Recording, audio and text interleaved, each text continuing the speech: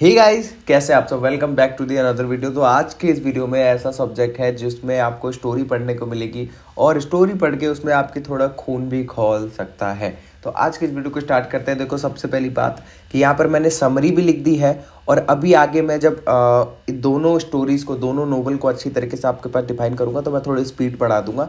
तो आप क्या करना, पहले स्टोरी सुन लेना, दोनों ही अच्छी तरीके से सुन लेना। मैंने ज़्यादा डिटेल में मैंने नहीं कराया है, इस तरीके से कराया ताकि आपको समझ में भी आ जाए और जल्दी ख़त्म भी हो जाए। ठीक है, तो अच्छे से सुन लेना और उसके बाद पहले फिर हम स्टोरी उस पर आएंगे, क्या कहते हैं उस पर, समरी पे आएंगे। फिर समरी पढ़ लेंगे और उसके बाद इंपॉर्टेंट क्वेश्चन देखेंगे। बस इतने में आपका काम हो जाएगा। और एक और बात, मान लेते हैं कि ये जो क्वेश्चन है इंपॉर्टेंट, अगर आपके पेपर के पॉइंट ऑफ व्यू से इंपॉर्टेंट नहीं हुए, मतलब इंपॉर्टेंट तो है बट नहीं आए, ठीक है, तो फिर आपको क्या करना है, फिर आपको स्टोरी ध्यान में रखनी है और जितना भी आपके मन में देशभक्ति है, जितना भी आपके मन में अच्छाई है, ज्ञान है, वो आपको लिख देना है। ठीक है, स्टोरी क्या, बस आपको समझ जाना है कि एक्चुअली में स्टोरी कहना क्या चाह रहा है।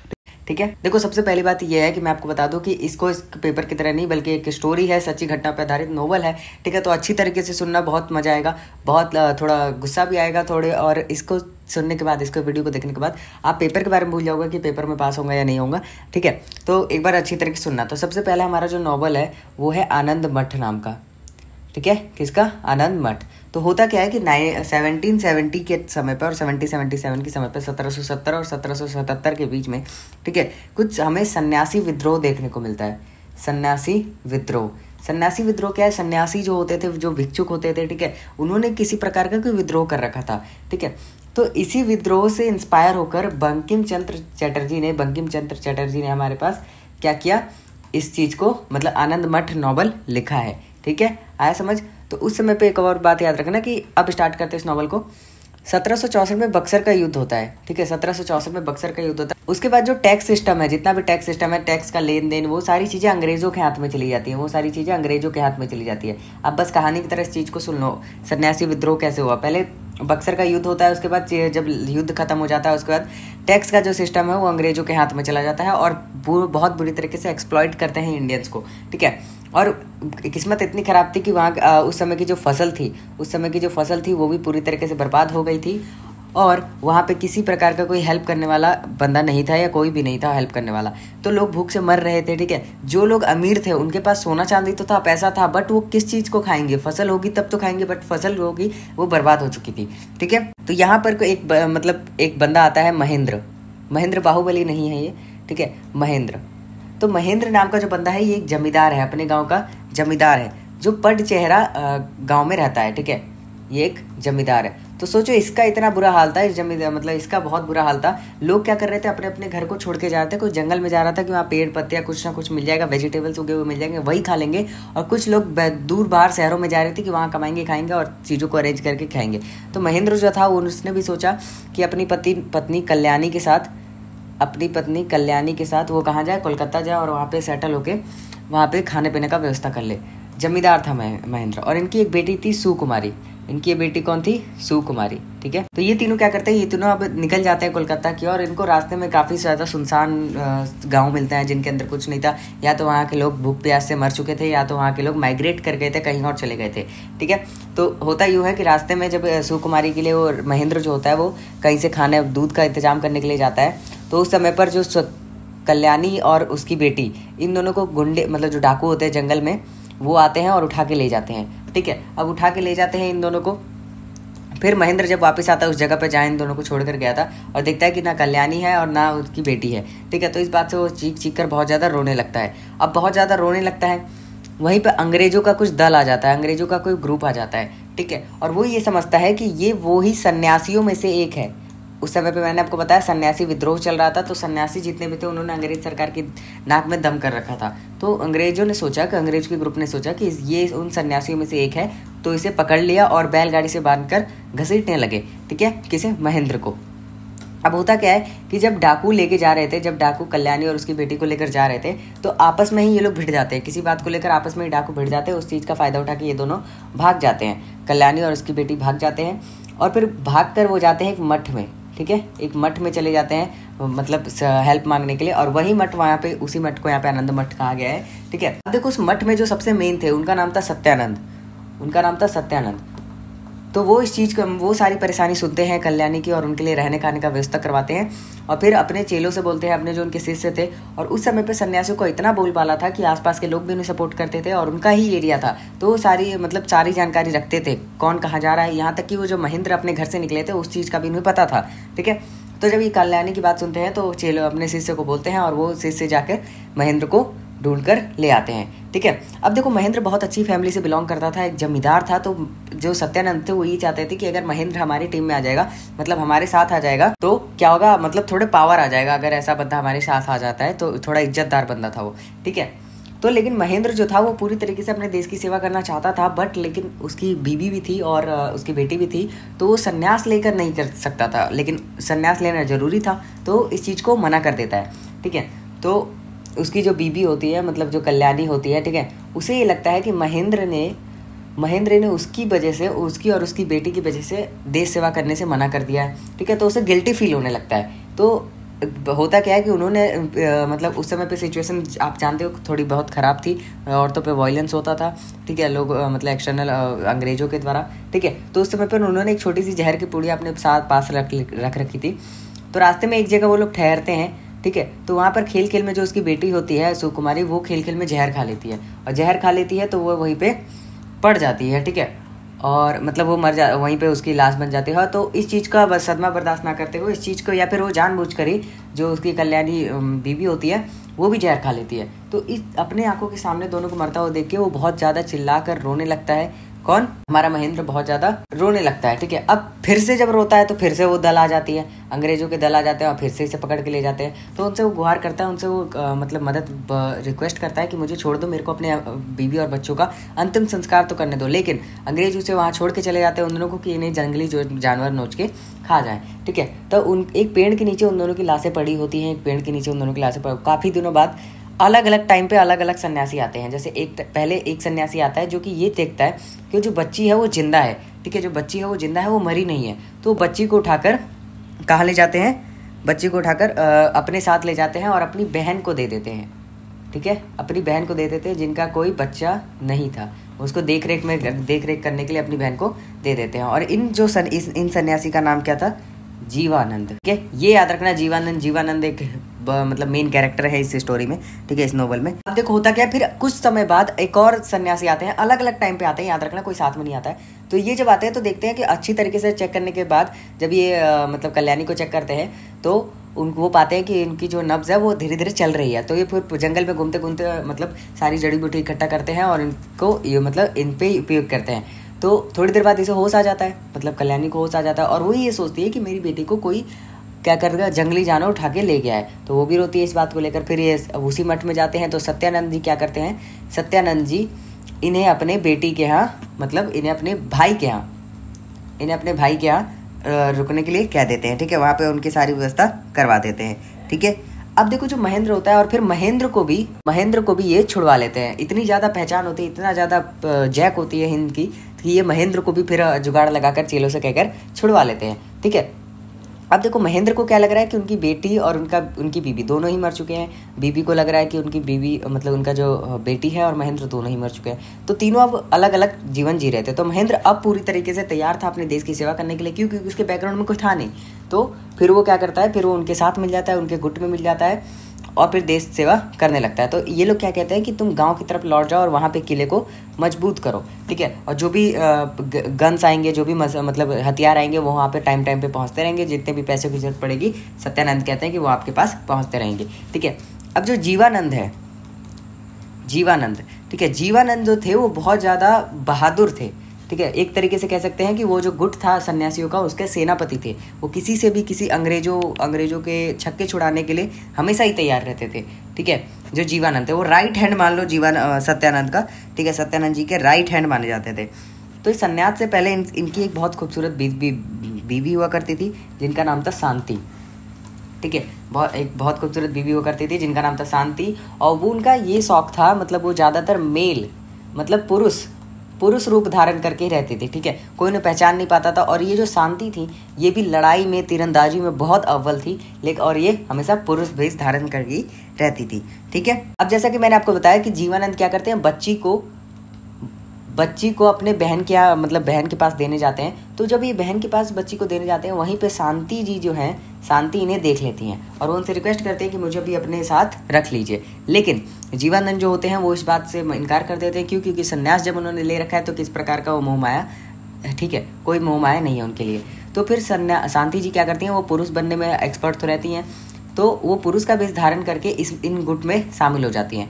ये बात जीवानंद जी को पता रहती है, लेकिन वो क्या कर सकते हैं, आप भाई प्यार तो करते ही हैं अपनी पत्नी से, ठीक है, तो वो इस चीज़ को रहने देते हैं, किसी को बताते नहीं, कोई मतलब विद्रोह नहीं करते इस चीज़ का।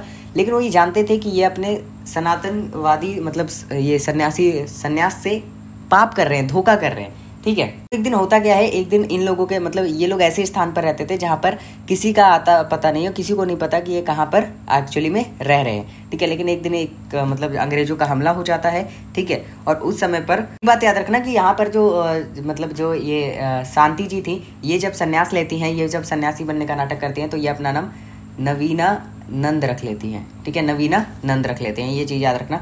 अब क्या होता है, इनके ऊपर हमला कर दिया जाता है और ये बहुत बड़ी मुसीबत में फंस जाते हैं, क्योंकि अचानक से ही हमला किया जाता है, ठीक है। अब जब इनको लगता है कि पूरी तरीके से हम खत्म हो जाएंगे, पूरी तरीके से हम मिट जाएंगे, तभी वहाँ पे एंट्री होती है हमारे महेंद्र बाहुबली की, ठीक है, जो कि गाँव की तरफ से अपनी पूरी सेना लेके आते हैं, पूरा ग्रुप लेके आते हैं और लड़ाई में इनका साथ देते हैं। ये अलग की बात है कि लड़ाई के बाद ये लोग बहुत कम बचते हैं, मतलब बहुत ही ज़्यादा कम बचते हैं नंबर्स में, लेकिन जीत जाते हैं ये लोग, ठीक है। और उसके बाद जो महेंद्र थे वो अपनी बीवी के साथ, और उनको बीवी मिल जाती है और बेटी दोनों मिल जाती है और अच्छे से खुशहाल ज़िंदगी जीते हैं। और दूसरी तरफ जो हमारे जीवानंद जी थे, वो भी कहीं इन सब चीज़ों को छोड़कर अपनी बीवी के साथ जंगल की ओर निकल जाते हैं, ठीक है। तो इस तरीके से यहाँ पर आनंद मठ नाम के इस नॉवल का अंत होता है। उम्मीद करता हूँ आपको चीज़ें अच्छी तरीके से समझ में आई होंगी, ठीक है। जल्दी से फिर दूसरे नॉवल पे बढ़ते हैं, जो कि आज़ादी, जो कि और ज़्यादा क्रांतिकारी है। देखो यहाँ पर हमारे पास बात आती है आज़ादी, ठीक है। आज़ादी यहाँ पर जिन्हें चमन निहाल के द्वारा लिखा गया था 1975 में।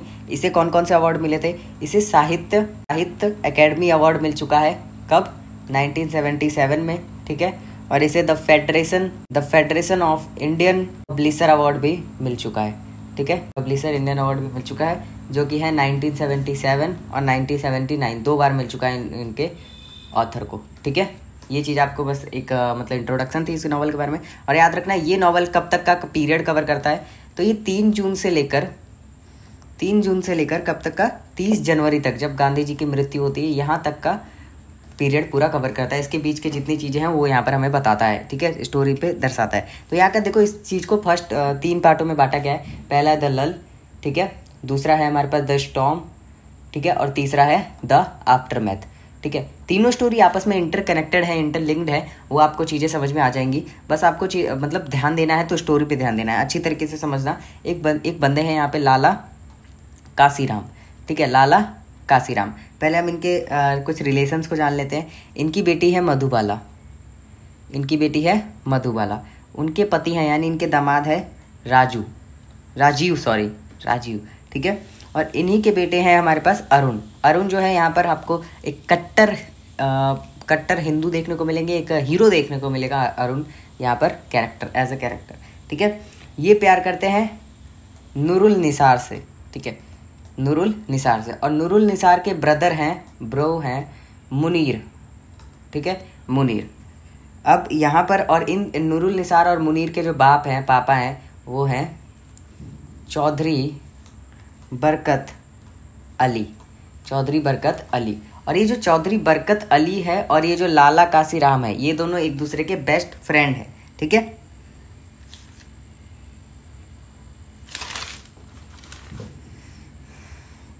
अब देखो बात क्या होती है कि ये जो सारी घटना है, ये सियालकोट की घटना है, ठीक है। सब ये जो भी बात की जाएगी, ये सियालकोट के बारे में की जाएगी, ठीक है। तो जो अरुण था जो वो कॉलेज में पढ़ता था, नूरुल निसार वो भी कॉलेज में पढ़ती थी, ठीक है।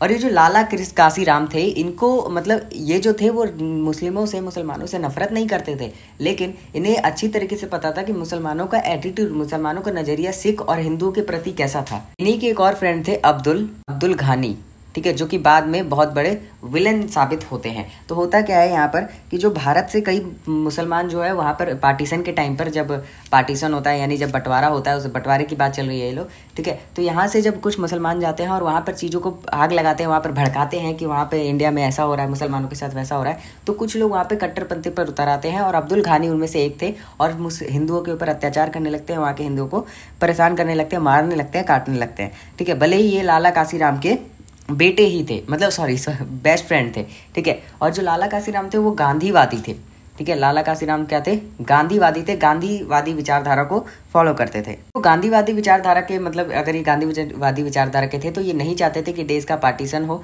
ठीक है, और पाकिस्तान बने। तो अब्दुल घानी और ऐसे कई सारे कट्टर मुस्लिम जो पार्टीशन के बाद बहुत खुश होते हैं और अलग अलग एरिया में, अलग अलग हिंदुओं के एरिया में जहाँ मेजरली हिंदू रहते थे, ठीक है। वैसे तो सियालकोट में जो कम्युनिटी थी वो ज़्यादा मुसलमान थी, तो ये लोग हर गली में, हर चौराहा पे जाते थे, वहाँ पे जुलूस निकालते थे, ठीक है। होता क्या है कि इनकी जो गली थी, ठीक है, और लाला किशन काशीराम जो थे एक आम्रवती वीवी के मतलब आम्रवती नाम की औरत के बिल्डिंग में किराए पर रहते थे, ठीक है, किराए पर रहते थे। तो होता क्या है कि जब ये लोग जुलूस जो था इनकी गली के अंदर घुसने वाला रहता है तो इन लोगों ने गेट लगाया रहता है, ठीक है, इनके गेट लगाया रहता है और इन लोगों को मना कर देते हैं कि हम गेट नहीं खोलेंगे, आपके जुलूस को अंदर आने के लिए हम परमिशन नहीं देंगे। लेकिन फिर भी वहाँ पर क्या होता है, जुलूस एक इंस्पेक्टर को कॉल करती है, जो कि इंस्पेक्टर का नाम क्या है यहाँ पर, इनायत उल्ला खान, ठीक है। इनायत उल्ला खान यहाँ पे जो इंस्पेक्टर होते हैं वो ज़बरदस्ती गेट खुलवाने की कोशिश करते हैं, ठीक है, लेकिन वहाँ पर फिर वो भी गेट नहीं खुलवा पाते। तब वहाँ पर एक डिप्यूटी सुपरिटेंडेंट आते हैं, इनका नाम क्या होता है, प्राणनाथ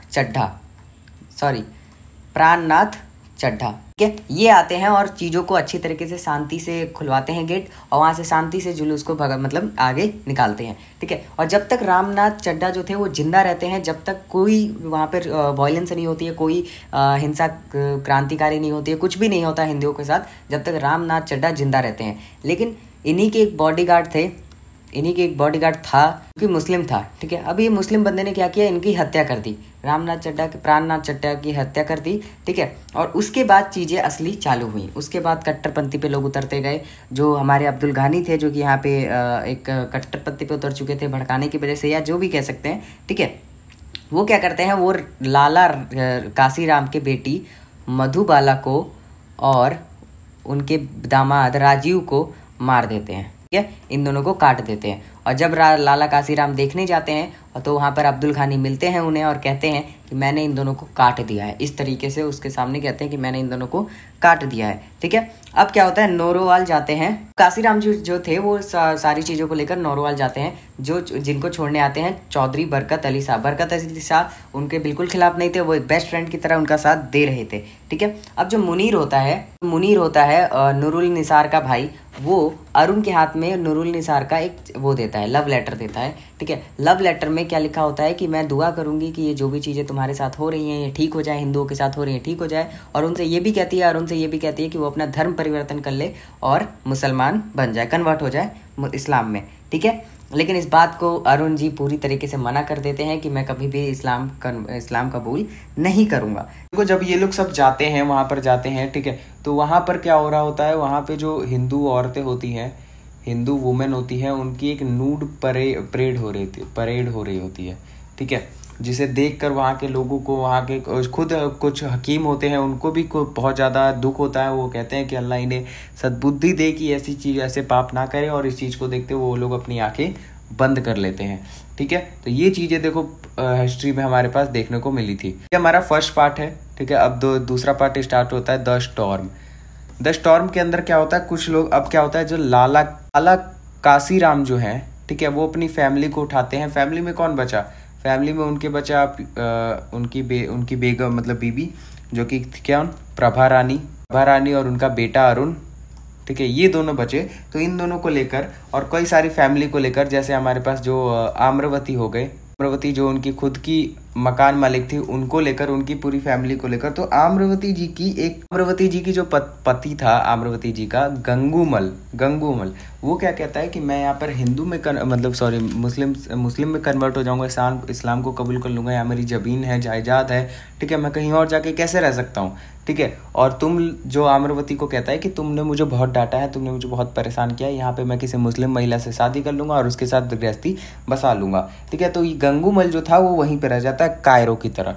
तो इनका एक बेटा होता है सूरज प्रकाश और बहू होती है सुनंदा। बहू कौन होती है? सुनंदा, ठीक है। तो ये पहली फैमिली थी जो लाला काशीराम के साथ आती है, ठीक है। और दूसरी फैमिली कौन होती है हमारे पास? पद्मनी और चांदनी। बस आप फैमिली को देखते रहना, फिर इनका जब एंड होगा तो उस चीज को भी आप ध्यान में। निरंजन सिंह, ये इनकी फैमिली जाती है, ठीक है। सरदार जोधा सिंह, इनकी फैमिली जाती है साथ में, ठीक है। और एक जाते हैं सरदार तेजा सिंह, ठीक है। और उनके साथ बीबी उनकी जाती है इसैर कौर, ठीक है। ये लोग जाते हैं इनके साथ, लाला काशीराम के साथ। मतलब कहने का मतलब ये लोग इंडिया की तरफ जाते हैं, इंडिया की तरफ बढ़ते हैं ताकि वो वहाँ के एक्सप्लॉयटेशन से छुटकारा पा सके। तो ये जो थे, इनको वहाँ पर ट्रेन में ही बेटी हो जाती है, ठीक है। ट्रेन में ही बेटी हो जाती है, इन लोगों को एक बेबी हो जाती है, जिसके लिए इनकी हेल्प करती हैं प्रभा रानी, इनकी बहुत हेल्प करती हैं, ठीक है।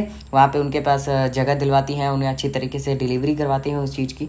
निरंजन सिंह जो थे उन्हें बोला जाता है कि आप अपने बाल कटवा लीजिए ताकि आपको लोग पहचान ना पाए, ठीक है, और अब आप आसानी से निकल सके। लेकिन निरंजन सिंह जो थे वो एक सिख थे, वो एक सिख कम्युनिटी से बिलोंग करते थे। आप ये जानते होंगे कि जो सिख कम्युनिटी के लोग हैं वो बाल नहीं कटाते हैं। तो उन्होंने कहा कि मैं अपने आप को जिंदा जला के मार लूंगा पर मैं बाल नहीं कटाऊंगा, और उन्होंने ऐसा किया भी, उन्होंने अपने आप को जिंदा जला के मार लिया लेकिन बाल नहीं कटाया।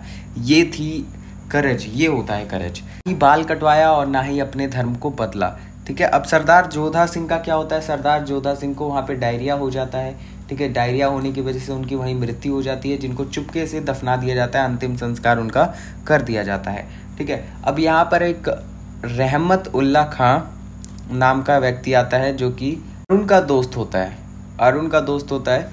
तो ये जो बंदा होता है ये आर्मी में इंस्पेक्टर बन जाता है। आर्मी में क्या करता है? इंस्पेक्टर बन जाता है। तो ये लोग जब जा रहे होते हैं तो रहमतुल्ला खां की नज़र पड़ती है सुनंदा के ऊपर, जो कि आम्रवती की बहू थी, सुनंदा के ऊपर। सुनंदा बहुत ही ज़्यादा खूबसूरत थी। तो ये क्या कहता है अरुण से ये प्रपोजल रखता है अरुण के सामने कि ये क्या करे, ये सुनंदा का बलात्कार करने में उसकी मदद करे, ठीक है। तो ये लोग स्मूथली जा पाएंगे इंडिया, उनकी ये मदद करेगा। लेकिन इस चीज़ से हमारा हीरो जो अरुण है वो पूरी तरीके से इनकार कर देता है, इसकी नीची हरकत को पूरी तरीके से मना कर देता है। कुछ समय बाद कुछ हमले होते हैं, ठीक है। लेकिन उस हमले के दौरान ये जो रहमतुल्ला खां है ये सुनंदा का बलात्कार कर रहा होता है, तभी वहाँ पे अरुण पहुँच जाता है, ठीक है। और वो इस चीज़ को देखता है तो रहमतुल्ला खां का खून कर देता है और सुनंदा को बचा लेता है। और सुनंदा ये बात किसी को नहीं कहता अरुण, बिल्कुल एकदम गुप्त रहता है और किसी के सामने इस चीज़ को डिस्क्लोज नहीं करता है। ये बस सुनंदा और अरुण और जो मर गए रहमतुल्ला जी उनके बीच में ये चीज़ें रहती हैं, ठीक है। इसी हमले के दौरान जो पद्मनी होते हैं और चांदनी होते हैं ये पानी भरने गए होते हैं, तो इनको वहाँ से उठा लिया जाता है। बल्कि चांदनी जो है, चांदनी का वहाँ पर बलात्कार कर दिया जाता है और जो पद्मनी है उन्हें उठाकर लिया जाता है, ठीक है। तो ये भी क्लोज हो गए, ठीक है। मतलब मैं कहना चाह रहा हूँ कि इनका भी वहाँ पे डी एंड हो जाता है, ठीक है। तो ये सेकंड पार्ट था, ठीक है। द स्टॉर्म ये सेकंड पार्ट था। अब हमारा तीसरा पार्ट है और तीसरे पार्ट के बाद ये चीज़ें ख़त्म, ठीक है। तो तीसरे पार्ट का नाम मैंने क्या बताया था? The after math. अब लाला काशीराम जो है वो पहले अमृतसर जाते हैं, ठीक है। वहाँ पे पहले अमृतसर जाते हैं इंडिया के अंदर, और अमृतसर में उन्हें कोई हेल्प नहीं मिलती अपने रिश्तेदारों से। रिश्तेदार तो हरामी होते ही आपको पता होगा, ठीक है। तो रिश्तेदारों के पास जाते हैं, वहाँ पे उन्हें कोई मदद नहीं मिलती है। लेकिन जो एक और कपल था ना, इसार कौर, ठीक है, इनको क्या मिलता है? इनको रिश्तेदारों के पास जगह मिल जाती है और ये आराम से सेटल हो जाते हैं दिल्ली के अंदर, ठीक है। कुछ समय बाद जो अरुण होता है वो भी, दोस्तों कुछ समय बाद जो सुनंदा होती है वो भी, उसको भी सिलाई मशीन दे दिया जाता है, उसको भी सिलाई मशीन दे दिया जाता है। और हाँ, सुनंदा के पति की पहले ही मृत्यु हो चुकी रहती है, वो पॉइंट मैंने मिस कर दिया उसी द स्टॉर्म में, ठीक है। वो सिलाई मशीन सीख कर अच्छा खासा कमाने लगती है, वहीं पे अपना गुजारा करने लगती हैं। और जो हमारे लाला काशीराम जी हैं, वो भी एक किराने की स्टोर खोल लेते हैं और वहीं पे इंडिया में आराम से कमाते हैं। और आकर भारत बहुत खुश होते हैं, वंदे भारत, भारत माता की जय ये नारा लगाते हैं। और फिर इन्हें न्यूज़ मिलती है कि गांधी जी को किसी ने मार दिया है 1948 30 जनवरी को। और वो कौन थे? नथुराम गोडसे, ठीक है। तो उम्मीद करता हूँ आपको अच्छी तरीके से समझ में आया होगा। देखो मैं मतलब भले ही मैंने लिख के समझाया, पर कोशिश की मैंने कि आपको अच्छी तरीके से समझ में आ जाए, ठीक है। एक बार देख लेते हैं जल्दी क्वेश्चन, वैसे टाइम बहुत हो गया ऊपर देखते हैं। बेनिफिट ऑफ रीडिंग फिक्शन पढ़ने का, रीडिंग फिक्शन मतलब फिक्शंस को पढ़ने का क्या मतलब है, क्या बेनिफिट होता है? इम्प्रूव एम्पैथी, लोगों के फीलिंग्स को हम अच्छी तरीके से समझ पाते हैं, उनके दर्द को अच्छी तरीके से समझ पाते हैं। जिस तरीके से मैंने आपको ऊपर बताया, आपको आज़ादी वाले नॉवल में किस तरीके से आप इमोशनल फील कर रहे होंगे, आप ही जानते होंगे। इनहेंसेस इमेजिनेशन, आप चीज़ों को इमेजिन करना जानते हो, आपकी इमेजिनेशन में ग्रोथ मतलब इंप्रूवमेंट आता है, आप अच्छी तरीके से इमेजिन कर पाओगे। इम्प्रूव्स लैंग्वेज स्किल्स, आप लैंग्वेज मतलब regular reading improves vocabulary and language comprehension.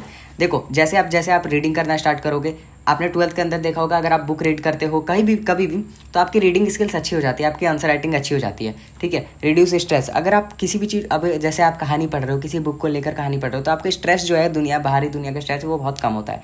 Promotes critical thinking, fiction encourages us to think critically and view situation from different perspectives. अब होता क्या है, ये हमें क्रिटिकली सोचने पे मजबूर कर देता है, मतलब मजबूर नहीं करता, मतलब इनकरेज करता है कि हम अलग अलग पॉइंट ऑफ व्यू से सोच सकें चीज़ों को, सिचुएशन को समझ सकें, ठीक है।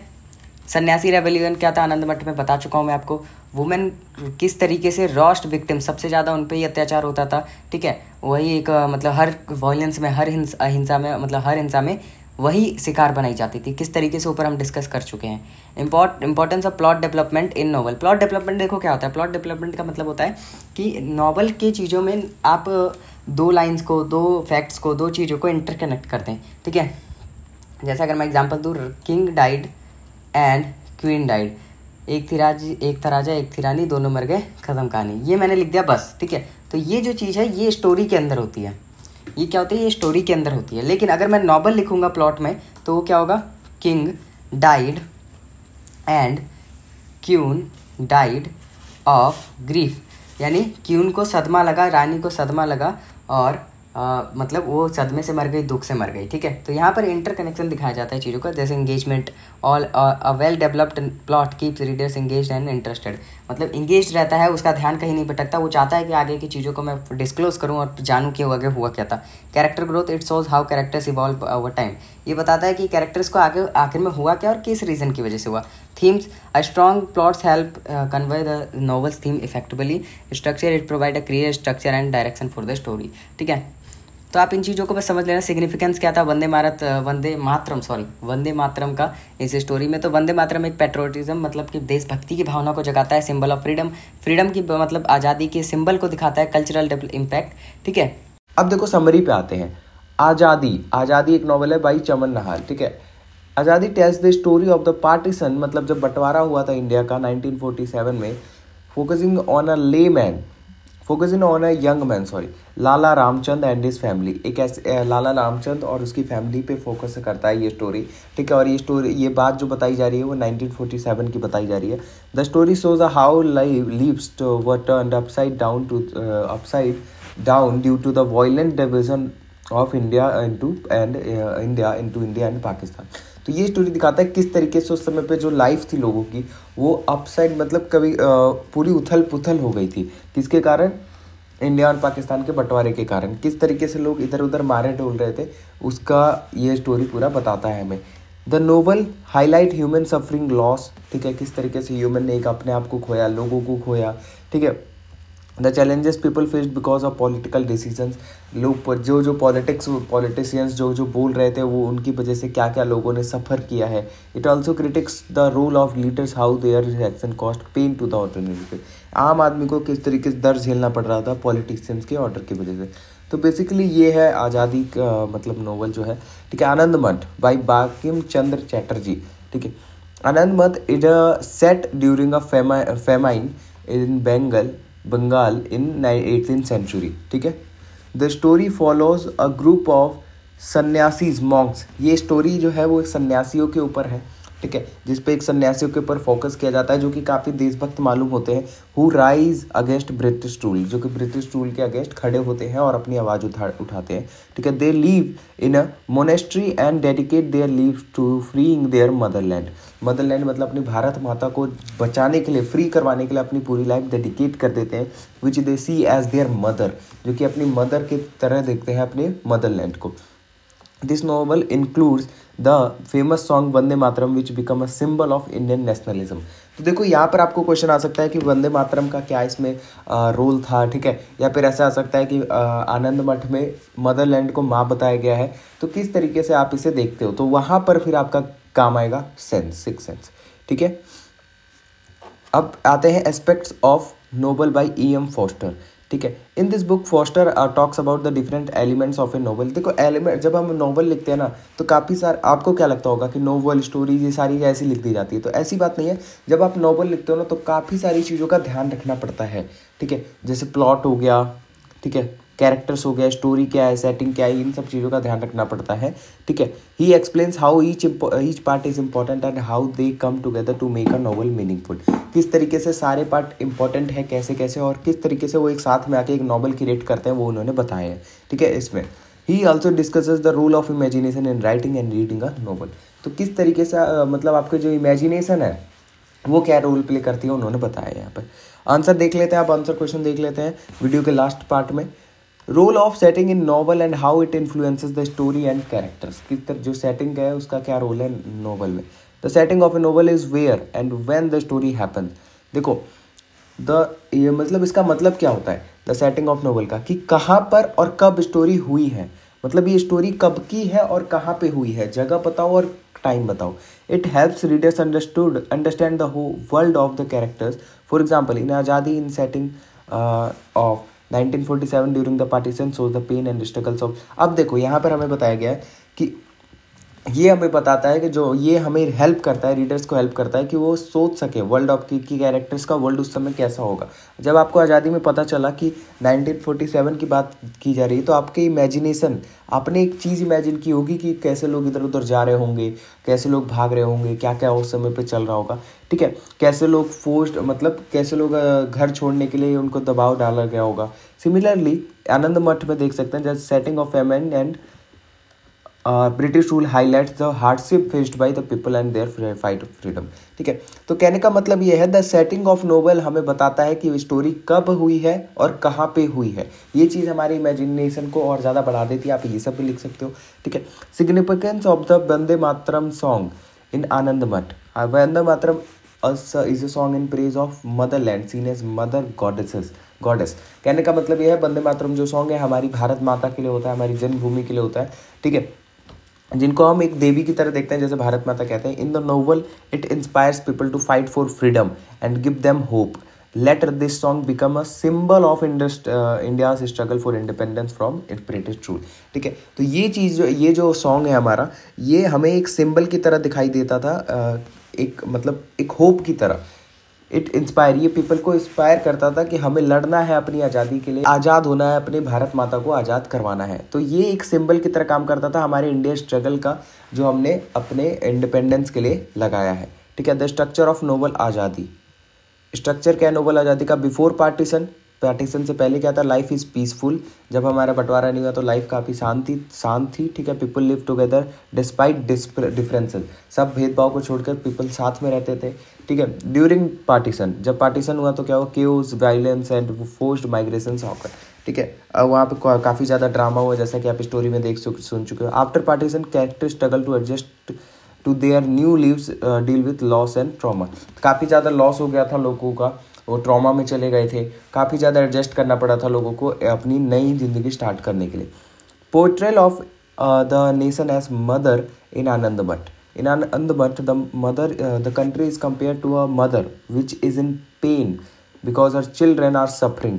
तो हमें पूछा गया है कि मदर को आनंद मठ में क्यों बताया, मतलब जो मदर बताया गया है अपने नेशन को वो क्या है, मतलब उसके बारे में बताओ। तो इसमें बताया गया है कि उस कंट्री को कंपेयर किया गया है माँ से जो कि दर्द में है। क्यों? क्योंकि उसके जो चिल्ड्रन है, उसके जो बच्चे हैं, वहाँ के जो लोग हैं वो सफ़र कर रहे हैं। ठीक है। The sannyasi sees their fight against the British as way to protect their and honour their mother. किस तरीके से हम अपनी माँ को प्रोटेक्ट करने के लिए या माँ की इज्जत के लिए, माँ की शान के लिए हम किस तरीके से किसी से लड़ते हैं, तो सन्यासी जो थी वो इस लड़ाई को इसी तरीके से देख रहे थे। The idea of motherland at goddess makes people feel more connected to there.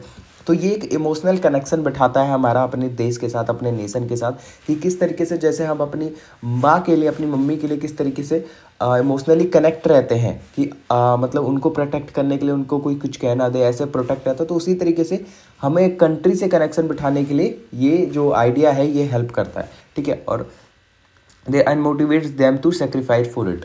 और अपनी जान भी परवाह ना कर मतलब ऐसा हो जाता है कि हम अपनी जान की परवाह भी नहीं करते उसके लिए। How the setting and the era contribute to the portrayal of society. The setting and era of a novel reflect the problems values cultural of that time. For example in Anandi setting मैंने आपको बता दिया। Era का मतलब होता है period, उस समय पे कौन सा पीरियड था। ठीक है। The partition era shows how society was divided by religion and how it led to violence। तो जो पार्टीशन का जब बंटवारे का समय था तो ये हमें दिखाता है कि किस तरीके से सोसाइटी को धर्म के नाम पर बांटा गया और क्या क्या वहाँ पर उस समय पे वायलेंस हुई। आनंद मठ में देख सकते हो shows British rule shows the struggle for freedom. इसमें हम देख सकते हैं कि ब्रिटिश रूल के टाइम पे हमारा स्ट्रगल क्या था फ्रीडम के लिए और किस तरीके से लोगों ने एक दूसरे के साथ अपना हाथ मिलाया और फिर आगे लड़ते गए अपने फ्रीडम के लिए। शॉर्ट अब देखते हैं यहाँ पर कुछ शॉर्ट नोट्स हैं। ठीक है। जैसे सन्यासी रेबेलियन इन आनंद मठ। ठीक है। सन्यासी का जो विद्रोह था उसका क्या नैरेटिव टेक्निक्स यूज्ड इन आज़ादी। तो देखो ये कुछ 3 क्वेश्चन है आपको पढ़ लेने हैं। ठीक है। वैसे अगर इंपॉर्टेंट क्वेश्चन